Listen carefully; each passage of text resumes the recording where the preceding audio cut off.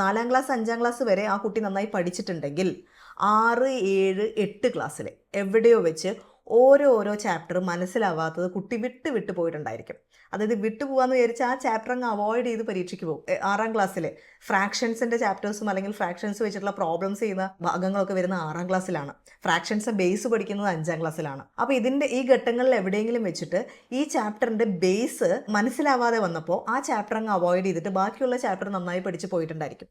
അപ്പോൾ ഒരു 80 അല്ലെങ്കിൽ 90 ഒക്കെ മാർക്ക് കിട്ടിയിട്ടുണ്ടാകും. കാരണം ഒരു ചാപ്റ്റർ ഒന്ന് അവോയ്ഡ് ചെയ്ത് പോയാലൊന്നും നല്ല മാർക്കിനെ വല്ലാതെ അഫക്റ്റ് ചെയ്ത് പോകില്ല. ഇപ്പോൾ 8ാം ക്ലാസ്സിലാണ് അങ്ങനെ ഒരു ഒമിഷൻ സംഭവിച്ചിട്ടുണ്ടെങ്കിൽ സും വൈയും കൊടുത്തുകൊണ്ട് എങ്ങനെ ഒരു ഫോമുല ക്രിയേറ്റ് ചെയ്യണം എന്നൊക്കെ പഠിക്കുന്നത് 7ാം ക്ലാസ്സിലും 8ാം ക്ലാസ്സിലൊക്കെ വെച്ചിട്ടാണ്.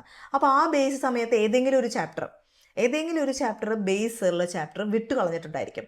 ആ ചാപ്റ്റർ അടുത്ത വർഷത്തേക്ക് ഡബിളായി. അതായത് ഇപ്പോൾ 5ൽ പഠിച്ച ഫ്രാക്ഷൻ്റെ ബേസ് അതിൻ്റെ അടുത്ത ഘട്ടമാണ് 6ൽ വരുന്നത്, അതിൻ്റെ അടുത്ത ഘട്ടമാണ് 7ൽ വരുന്നത്.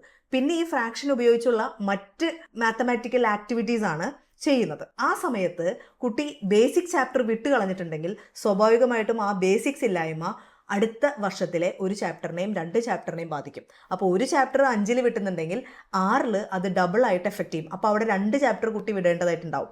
അപ്പോൾ ആ സമയത്തും കുട്ടിക്ക് അറിയുന്നില്ല താൻ അത് ഒമിറ്റ് ചെയ്ത് കളഞ്ഞത് കൊണ്ട് അല്ലെങ്കിൽ അത് അവോയ്ഡ് ചെയ്തത് കൊണ്ടാണ് ഈ വർഷം ഈ പ്രശ്നം ഉണ്ടായിരുന്നത്. കുട്ടി സ്വാഭാവികമായും കഴിഞ്ഞ വർഷത്തെ പോലെ തന്നെ ആ ചാപ്റ്റർ മാത്രം ഒന്ന് വളരെ ഭംഗിയായിട്ടൊന്ന് സപ്രസ് ചെയ്ത് വെച്ചിട്ട് നന്നായി അറിയുന്ന പാഠഭാഗം നന്നായി പഠിച്ചു പോവുകയും അതിൽ മാർക്ക് നേടുകയും ചെയ്യും.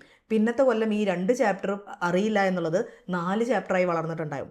പിന്നെ അടുത്ത ഘട്ടത്തിൽ 9ലേക്ക് എത്തുമ്പോൾ എല്ലാ മാത്തമാറ്റിക്കൽ ഓപ്പറേഷൻസും ബേസിക് മാത്തമാറ്റിക്കൽ ഓപ്പറേഷൻസും കയ്യിലുണ്ടായാൽ മാത്രമേ എല്ലാ ചാപ്റ്ററും ചെയ്യാൻ പറ്റൂ എന്നുള്ള അവസ്ഥയിലേക്ക് വരും.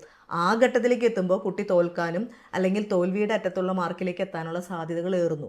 അപ്പോൾ ഈ പ്രശ്നങ്ങൾ സ്റ്റാർട്ട് ചെയ്യുന്നത് 4ലോ 5ലോ 6ലോ ഒക്കെ വെച്ച ബേസിലാണ്. ഈ ബേസ് ഒരിക്കലും നമ്മുടെ പാരൻസ് ഐഡൻറ്റിഫൈ ചെയ്യുന്നില്ല. നമ്മളുടെ ഇപ്പോൾ ഈ സിസ്റ്റത്തിൽ 8ാം ക്ലാസ് വരെ എല്ലാ കുട്ടികളെയും പാസ്സാക്കി വിടുവാണ്. 9ലാണ് കുട്ടി തോൽക്കുന്നു അല്ലെങ്കിൽ കുട്ടി പഠനത്തിൻ്റെ ഇത്രയും വലിയ പ്രശ്നത്തിലാണ് നിൽക്കുന്നതെന്നുള്ള അല്ലെങ്കിൽ അതിൻ്റെ ഒരു ധാരണ പാരൻസിന് ഉണ്ടാവുന്നത്.